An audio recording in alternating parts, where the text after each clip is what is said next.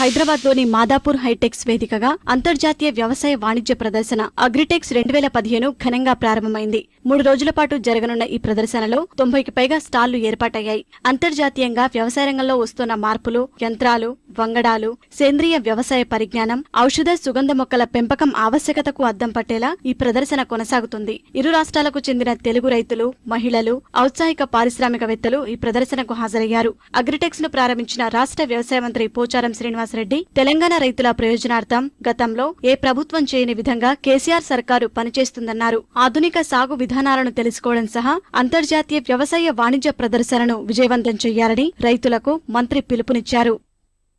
ఈ ఎగ్జిబిషన్ లో యాంత్రీకరణ వల్ల జరిగేటువంటి లాభాలు, ప్రస్తుత పరిస్థితిలో లేబర్ షార్టేజ్ వల్ల వ్యవసాయదారుడు అనుభవిస్తున్నటువంటి బాధలను విముక్తి చేయాలంటే వ్యవసాయ యాంత్రీకరణ చాలా ముఖ్యం. ఇప్పుడు నేను అక్కడ షుగర్ కేన్ కట్ చేసే మిషన్ చూసాం. అక్కడ ఒక్క రోజుకి 75 నుంచి 100 ఎకరాలు కట్ చేస్తుందట. కటింగ్ అండ్ లోడింగ్ అంటే 100 ఎకరాలు కట్ చేయాలంటే ఒక 100 మందికి, అంటే 100 మంది 100 రోజులు చేసే పని ఒక్క రోజులో మిషన్ చేస్తుంది.